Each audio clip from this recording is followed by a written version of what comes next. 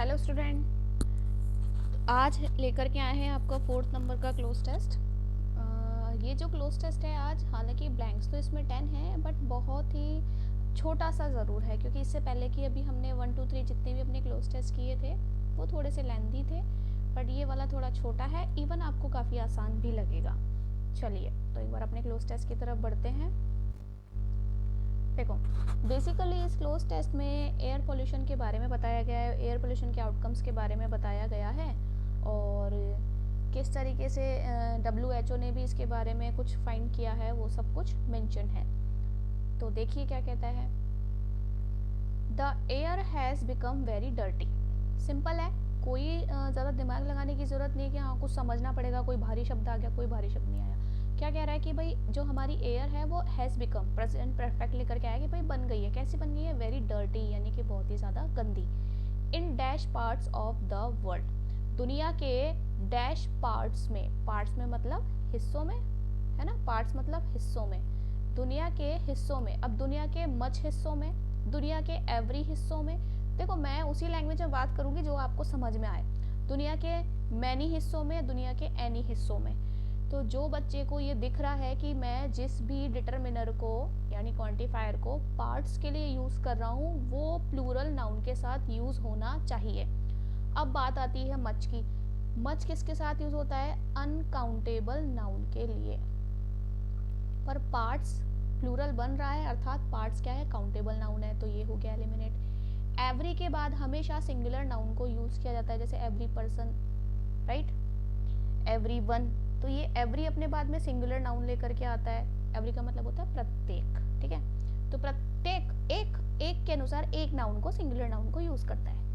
Many यानी कि कई, मैनी मीन्स कई। मैनी अपने बाद प्लूरल नाउन को यूज करता है। और एनी का मतलब होता है कोई। तो कोई पर्सन, कोई रास्ता, कोई, अर्थात अपने बाद में आने वाले जिस भी नाउन को यूज करेगा वो क्या होना चाहिए? सिंगुलर होना चाहिए। और दूसरा पॉइंट ये है कि अगर जो मेरा सेंटेंस कह रहा है कि the air has become very dirty in any parts of the world या in many parts of the world. Any basically किस में यूज करते हैं? जब आपका सेंटेंस या तो इंटेरोगेटिव हो या आपका सेंटेंस नेगेटिव हो, ठीक है।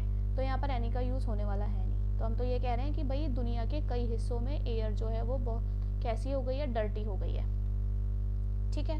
फिर आ जाओ, दिस इज ऑफ कोर्स। अब क्या दिस इज व्हाट, यानी कि जो एयर का डर्टी होना है ना, ये निश्चित रूप से है।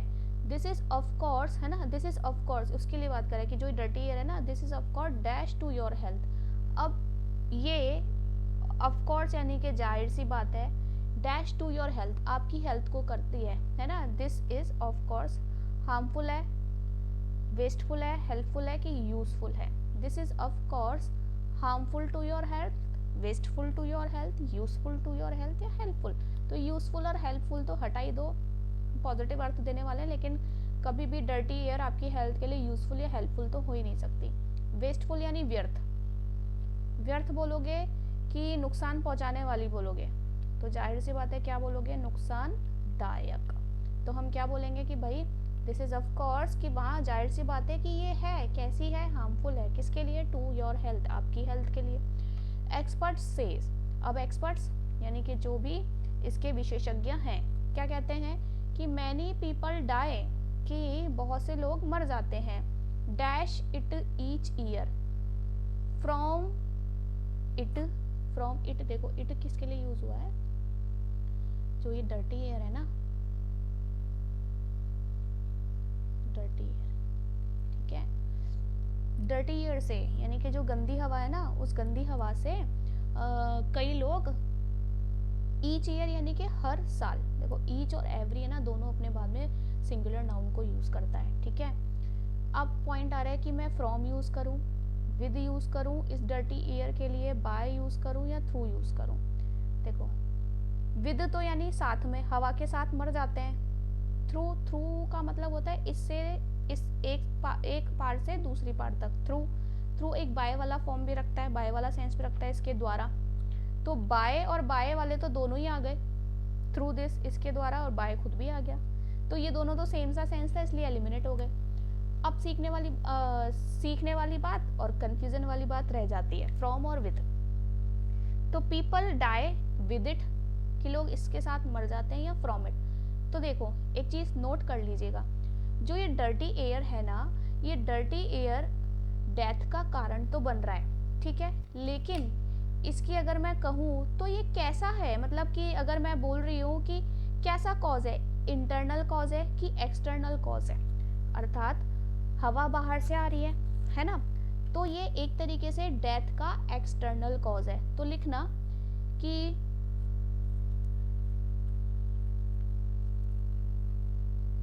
एक्सटर्नल कॉज ऑफ डेथ के लिए तो फ्रॉम प्रेपोजिशन यूज होता है, पर वहीं जब किसी बीमारी से बंदा मर जाता है वो होता है इंटरनल कॉज, और इंटरनल कॉज ऑफ डेथ के लिए ऑफ को यूज होता है। तो died from dirty air, example दे रही हूँ क्योंकि डर्टी एयर एक्सटर्नल कॉज है, और मैं यहाँ कह रही हूँ डाइड ऑफ कैंसर, ठीक है, और कैंसर क्या इंटरनल कॉज है, बीमारी का कॉज है। तो ये देख लो, लिखने वाली बात है, नोट डाउन कर लेना। फिर अब देखो क्या कहता है कि there is a new study on dash pollution which comes from the experts of World Health Organisation. अब कोई एक नई स्टडी है, यानी कि किसी ने उसके ऊपर रिसर्च किया होगा, है ना। अब किया किस पे, नॉइस पे, लैंड पे, वाटर पे, एयर पे।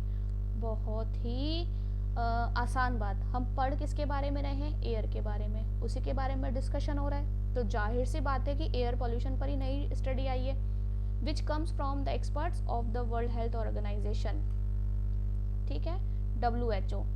Dash is an agency of the United Nation. अब ये WHO क्या है, इज एन एजेंसी, एक एजेंसी है, किसकी एजेंसी है, यूनाइटेड नेशन की।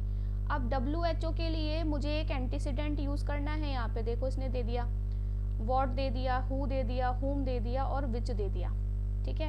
अब इसने पहले यहाँ पर इसको इंट्रोड्यूस किया कि अब देखो ये कि comes from the experts of the World Health Organisation. अभी तो यहाँ पर ऑब्जेक्ट है, पर यहाँ पर ही इसको इसका क्या बना रहा है, सब्जेक्ट भी बनाना पड़ रहा है, इज एन एजेंसी।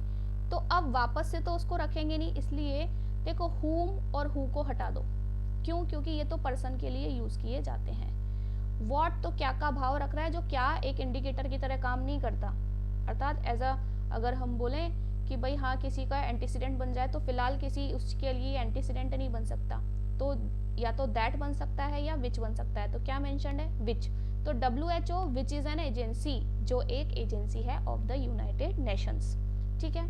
फिर कहता है if you dash unhealthy air for so long periods of time. If you, ये देखो कंडीशनल कंजक्शन, मतलब है ना, कंडीशनल सेंटेंस आया है। क्या कहता है कि भाई if you inhale, if you gulp, if you gasp, और इफ यू ड्रॉप। अब देखो क्या कह रहा है कि if you dash unhealthy air for long period of time you could dash sick. तो अब आप एयर को क्या करते हो, इनहेल करते हो, गल्प करते हो, गास्प करते हो, कि ड्रॉ करते हो। ड्रॉ का मतलब तो निकाल लेना होता है, ठीक है। गल्प का मतलब होता है निगलना, ठीक है। गास्प का मतलब होता है हाँफना। इनहेल का मतलब होता है किसी हवा को या किसी वायु को अपनी श्वास नली से अंदर लेना, है ना, यानी अंदर की ओर खींचना। तो हवा को हम क्या करते हैं भाई, गंदी एयर को तो हम इन लेंगे तभी तो कोई भी डिजीज आपके अंदर उत्पन्न होगी, तो जाहिर सी बात है आप उसको क्या कर रहे हो, इनहेल करते हो। तो कह रहा है if you inhale unhealthy air for long period of time, कि यदि आप एक लंबे समय तक अनहेल्दी एयर को इनहेल करते हो तो यू कुड, अब देखो कुड आ गया, कुड क्या है, मॉडल है, मॉडल के बाद आप और हम सभी जानते हैं मॉडल के बाद V1। तो V1 कौन है, बिकम ही है, क्योंकि बिकेम सेकंड फॉर्म आ गया, बिकम्स ने उसको सिंगुलर फॉर्म में बनाया तो ओरिजिनल रहा नहीं, और ये ING फॉर्म प्रोग्रेसिव फॉर्म आ गई। तो you could become sick. Air pollution has been linked to many diseases. Air pollution जो है वो काफ़ी बीमारियों से जुड़ा हुआ है, मतलब बहुत सारी बीमारियां जो उनका कारण तो एयर पॉल्यूशन भी हो सकता है। ऐसा कह रहा है कि air pollution has been linked, इसको लिंक किया गया है to many diseases. Diseases dash stroke and cancer. अब डिजीजेस फिर उसने बताया कैसी डिजीजेस, स्ट्रोक और कैंसर। अब देखो same diseases same stroke and cancer, diseases like stroke and cancer, diseases similar stroke and cancer और diseases such stroke and cancer.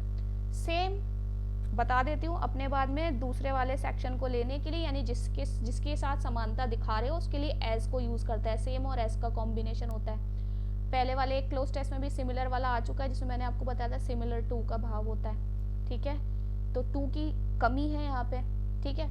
Such such as भी, सच भी अपने साथ एज लेकर आता है, लेकिन लाइक की तरह के भाव में कोई भी प्रपोजिशन दूसरा यूज नहीं करता। तो क्या बोलोगे कि भाई link to many diseases like stroke and cancer, कि इस प्रकार की बीमारियां है ना से लिंक्ड है। फिर द WHO सेज, यानी कि आपकी जो वर्ल्ड है ना हेल्थ ऑर्गेनाइजेशन क्या कह रही है, कहती है कि that 7 million dash die each year as a result of the dash air. अब 7 million human die, 7 million person, people और इंडिविजुअल देखें तो ये सिंगुलर है, पर्सन देखें तो ये भी सिंगुलर है, ह्यूमन देखें तो ये भी एक तरीके से क्या कर रहा है। और देखो चलो इसको छोड़ो, ये बोल रहा है इंसान की बात। अब सिर्फ बोलने के सेंस में देखो, कोई ग्रामर रूल मत लगाओ। अब आप बोलते हो कि भाई लाखों लोग मर गए, करोड़ों लोग मर गए, तो आप यूज कौन सा वर्ड करते हो, लोग, इंसान नहीं। तो हम क्या यूज करने वाले हैं कि दैट मैनी भी नहीं, the WHO says that 7 million people die। अब देखो इसको सिंगुलर बताने का भाव क्या था, क्योंकि 7 मिलियन जब आया तो एक से ज्यादा लोग हो गए ना, तो वहां पर मुझे क्या चाहिए, प्लूरल चाहिए, प्लूरल। और प्लूरल कौन है, पीपल डाई ईच ईयर। कैसे मरते हैं, as a result of the dash air, की वजह से, as a result of the dash air, grubby air, polluted air, grimy air या मडी एयर। मड होता है मिट्टी, तो जो मडी है वो क्या हो जाएगा, मिट्टी वाला, ठीक है। अब देखो ग्रीमी की अगर बात करें तो ग्रीमी क्या होता है, देखो ग्रीमी होता है कीचड़, कीचड़ भरा या कीचड़ भरी बोल देते हैं। ग्रबी होता है धूल भरी, और पॉल्यूटेड होता है प्रदूषित। अब देखो धूल में, मिट्टी में तो कोई हम पर्टिकुलर ये कोई बैक्टीरिया वगैरह की तो बात कर नहीं सकते, लेकिन पॉल्यूटेड में तो पॉल्यूशन आ गया, यानी कि जिस हवा कैसी है, गंदी है, जैसे गंदे नाली के पानी में से होकर के हवा गुजर के आ रही है तो वो पॉल्यूटेड हो गई। किसी ने कचरा जला दिया तो वो धुएं वाली मिक्स होकर के फिर वो पॉल्यूटेड हो गई। अगर मान लो कि कुछ ऐसे पदार्थों को जलाया गया है जो कि पॉइजनस है हमारे एनवायरनमेंट के लिए, तो हम क्या यूज करने वाले हैं, ना ही हम कीचड़ भरी यूज करेंगे, ना ही हम धूल भरी यूज करेंगे, ना ही हम मिट्टी वाली यूज करेंगे, हम क्या यूज करेंगे, पॉल्यूटेड, ठीक है।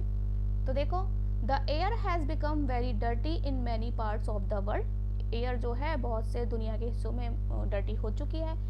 This is of course harmful to your health, आपकी हेल्थ के लिए हार्मफुल है। Experts say many people die, है ना, die from it, इससे मर जाते हैं each year। There is a new study on air pollution, air pollution पे नई स्टडी आई है which comes from the experts of the World Health Organization, ठीक है। which अच्छा ऐसे एंटीसीडेंट में इसको कंफ्यूज मत को ना, इसने ना क्या किया, वर्ल्ड हेल्थ ऑर्गेनाइजेशन का शॉर्ट फॉर्म में दिया है, which is an agency of the United nation. If you inhale, अगर आप इनहेल करते हो डर्टी एयर को, यानी कि अनहेल्दी एयर को for so long periods of time, तो यू कुड बिकम सिक, तो आप क्या हो सकते हो, सिक हो सकते हो। Air pollution has been linked to many diseases like stroke या फिर cancer. The WHO says that 7 million people die each year as a result of polluted air। तो ये बहुत ही आसान सा था, बहुत ही इजी सा था, 10 ब्लैंक्स होने के बावजूद बहुत छोटे से वे में खत्म हो गया। आई होप आपको समझ में आया होगा। यदि समझ में आया तो please hit the like button, please अपने लाइक्स तो ज़रूर दीजिए, थोड़ा सा मुझे भी मोटिवेशन मिले। Thank you so much.